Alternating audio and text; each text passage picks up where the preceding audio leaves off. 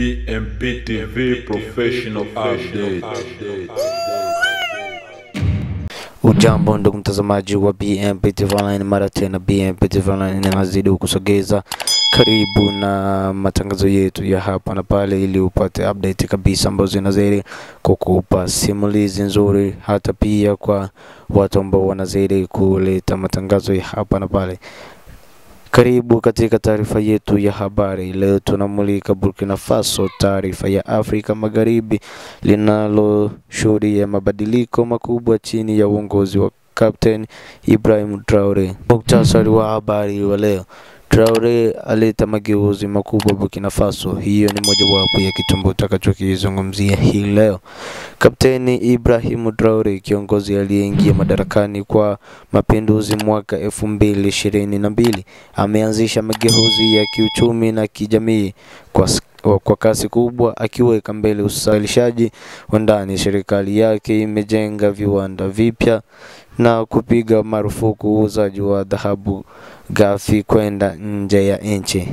Katika sekta ya kilimo, serikali imesababisha mamia ya matrekta, pampu za maji na pikipiki kwa wakulima. Hatua hii zimeongeza uzalishaji wa mazao na kupunguza utegemezi wa chakula kutoka nje. Magerezani, mfumo wa wafungwa kufanya kazi za kilimo umeanza kutekelezwa. Wafungwa wanaopenda kushiriki wanapunguziwa vifungo vyao. Juhudi hii inalenga kuwajengea stadi na kupunguza msongamano. Usalama wa ndani ya ushirikiano mpya wa kijeshi.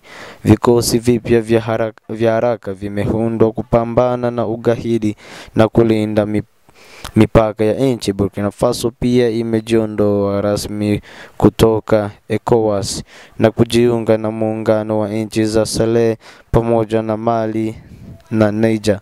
Ushirikiano wao na Urusi umeimarika katika nyanja ya kijeshi na ya kiuchumi. Ukosoaji wa haki za kibinadamu. Hata hivyo, mashirika ya kimataifa ya haki za kibinadamu yameeleza wasiwasi wao kuhusu mauaji ya raia na ukandamizaji wa uhuru wa vyombo vya habari. Serikali imekana madai hayo, ikiahidi kufanya uchunguzi huru. Matarajio na umaarufu. Captain Traore anazidi kujijengea umaarufu barani Afrika kama kiongozi anayetetea kujitegemea kwa mataifa ya Kiafrika. Hata hivyo, wachambuzi wanaonya kuwa huenda hilo likaziba kasoro za kiutawala za haki za kiraia. Ni wazi kuwa Burkina Faso iko katika kipindi cha mpito chenye matumaini na changamoto. Utafiti wetu waendelea kufuatilia kwa karibu mwelekeo wa taifa hili chini ya uongozi wa kijeshi. BMP TV Online bado tunazidi kukuletea matangazo muhimu sana, na hivyo bado tunazidi kugusa na huko Kenya.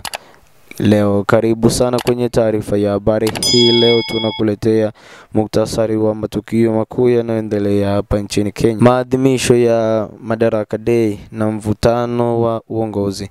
Sherehe za Madaraka Day zimefanyika kaunti ya Homa Bay chini ya uongozi wa Rais William Ruto.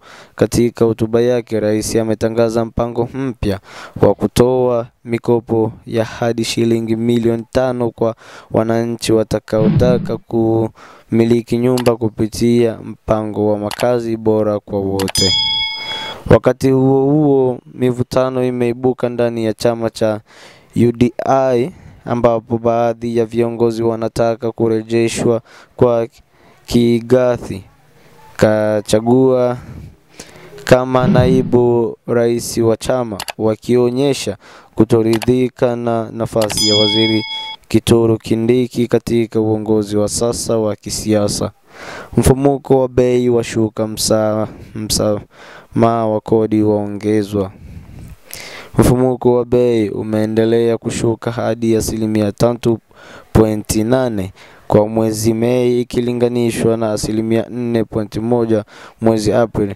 Hii inatokana na kupungua kwa gharama ya bidhaa muhimu licha ya bei za vyakula na usafiri kupanda kidogo. Katika hatua nyingine, serikali imeongeza muda wa mpango wa msamaha wa kodi hadi tarehe 30 Juni 2025.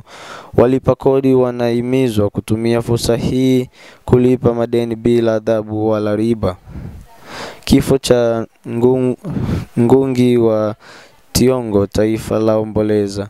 Kenya na ulimwengu mzima wa fasihi umeingia katika majonzi kufuatia kifo cha mwandishi mashuhuri Ngugi wa Thiong'o aliyefariki dunia akiwa na umri wa miaka 87.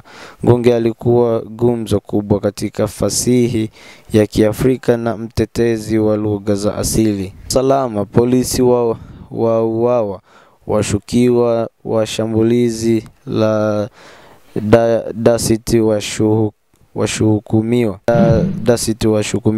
Katika tukio la kusikitisha mjini Nakuru, maafisa watatu wa polisi walishambuliwa na genge la wahalifu ambapo mmoja alifariki dunia na wengine wawili kujeruhiwa vibaya.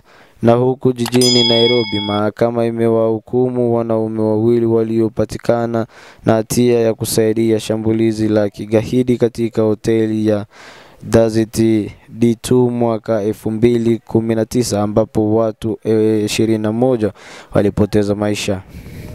Kenya yaunga mkono mpango wa Morocco kwa Sahara Magharibi. Kenya imetangaza rasmi kuunga mkono mpango wa Morocco wa kutoa uhuru wa ndani kwa eneo la Sahara Magharibi katika juhudi za kuimarisha uhusiano wa kiuchumi na kisiasa kati ya mataifa hayo mawili. Talanta Stadium kujengwa Nairobi. Ujenzi wa Talanta Sport City unaendelea jijini Nairobi ukiwa na uwezo wa kuchukua mashabiki 90,000. Uwanja huo unatarajiwa kukamilika kabla ya michuano ya kombe la mataifa ya Afrika mwaka 2027 ambapo Kenya ni mwenyeji mwenza. Hizo ndizo habari tulizokuandalia kwa sasa. Kwa taarifa zaidi tembelea kurasa zetu za mitandao ya kijamii na tovuti yetu Instagram, TikTok, hata pia Facebook, hata pia na huko YouTube. Urasmi kutoka BMP TV Online, mimi ni Thursday Mr. Orange, tunakutakia uwe na siku njema. Asante.